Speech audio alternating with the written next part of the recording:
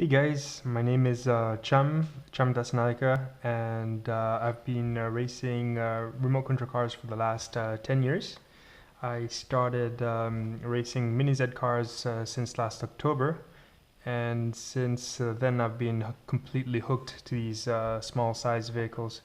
Initially because I find them so difficult to drive. They're way more nimble and much more nervous than any other larger scale car like the 1/10 scale or 1/8 scale cars, and I find it way more challenging. And I think that it's really a good driving school to drive better in even bigger categories. So um, I'm just in love with this category. Um, I decided to create this group because surfing on Facebook, I did not find any other resource for the GLA cars except for the Racing Facebook page. But there we couldn't really exchange our views and questions openly, so I decided to make this, and I'm happy to announce that I think just slightly earlier this evening we had 50 subscribers, so it's starting well. And I'm sure this will become like a constructive group where people can exchange their views, their feedback, their experience, and and provide a kind of a knowledge base for racers racing with the GLA platform by GLA Racing. When I started Mini Z Racing last October in 2015, I was asking the Mini Z racers why are they not racing with a four-wheel drive car, and why they're racing with rear-wheel drive, two-wheel drive cars. And the simple response was that the two-wheel drive cars were faster. But coming from a 1/10 scale background, the four-wheel drive cars were much faster.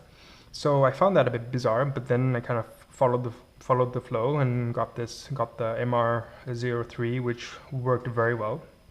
Had a lot of driving pleasure with that. But when the GLA came out, I asked a few friends and asked a few people how they were finding it, and surprisingly they said that out of the box is pretty amazing, and it seems to work very well. And it also seems to be one of the first four-wheel drive cars to work that well, to be able to compete with other MR03s, which are just two-wheel drive. So I bought one about 2 weeks ago, built it, and I was a bit skeptical, to be honest, at first.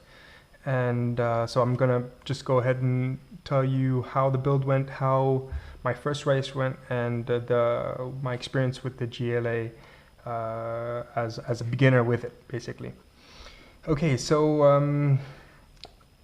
let's go ahead and do a couple of things. I think on some of the posts that I put, there was maybe a small error because when I weighed it, it wasn't really ready to race. It did not have the personal transponder. It did not have the PN Lexan wing. So the weight, which was figured in a picture earlier, was a kind of a weight which is not a real race weight. So let's go ahead and put it on the wing scale. I don't know if you can see the figures. Okay, so I'm gonna put my car, which actually I just took it out of my track pack after the race weekend. I haven't touched it since. Yeah, you see, so it's about 10 or 15 grams more than what was posted in one of my other Facebook pages. So it's weighing exactly at 140 grams. So I'll take that off. Let's go ahead and see. Use this really cool stand.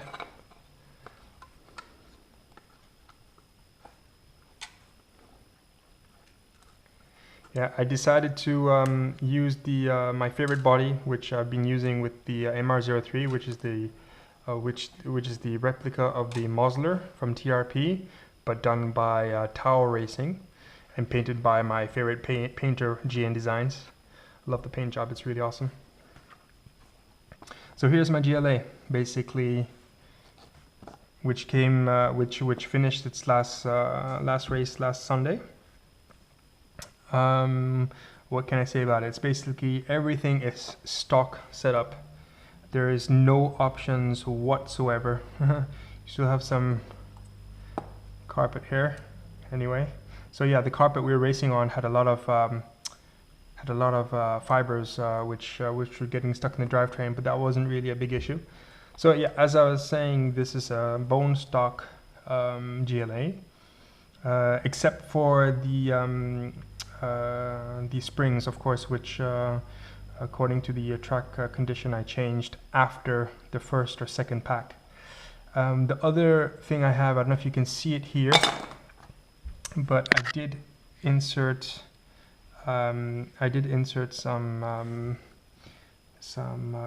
shims in order to largen the track width. So these are 1mm offset wheels, but I've added 1mm of shimming to have them a bit wider, so it's a total of 2mm and 1mm back. So these are actually foam tires. I know a lot of people race on rubber tires. I have no experience whatsoever with racing on rubber tires because the races in my area are all on carpet, and the foam tires is what is most popular. What else can I say? So, oh yeah, regarding the setup and stock parts, actually the first qualifier, actually the race started on Saturday, and the track was also, well, it didn't start on Saturday, but the track was open on Saturday, and for practice I wasn't able to make it. I had other obligations, so I only made it on Sunday morning. And on Sunday morning I did a few practice laps just to see how it was going. And when the first race started, I was able to run with the first group, and amazingly I did the best lap. Despite others practicing the evening before. I think the best lap the evening before was something like 9.6 or something like that, and I did a 9.15, so better than half a second in the first run with the car, and that was on the original springs, which were, by the way, too hard because some of the parts of the carpet had some bumps. So I went down by 1 or 2 hardness levels for the spring, which made the car a little bit better in that bumpy section, but globally slightly slower because it was a bit more lazy. But all in all, it went well. What else regarding the GLA? So the GLA here has many photos show that it's already a very good balanced car, and in racing, even 10-scale cars, balance is very important, and I think it's even more important in smaller scales cars. So let's just check it out. You see it's almost perfectly, balanced. So I added actually about 5.9 grams of weight here, and I added, it's a flat one. You can see it's between the chassis and the battery right there. So that's it. So completely bone stock. I wanted to start off, though I've bought some options, I wanted to start off with a bone stock chassis to kind of learn it really well from the beginning. I started off with a 13 gear pinion, and then since I was lacking a little bit of top speed on the long straightaway, I added a 16 gear pinion. But then I had issues with the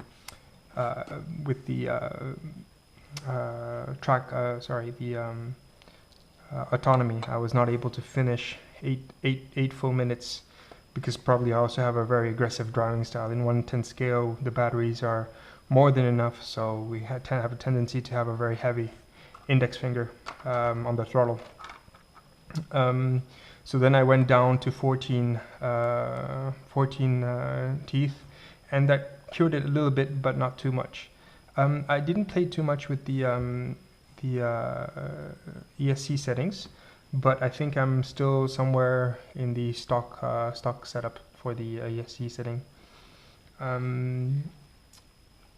Yeah, regarding the build, now it wasn't the greatest build. I found that, well, I'm used to building 1/10 scale Team X-Ray cars, so X-Ray is known to be awesome build and very precise.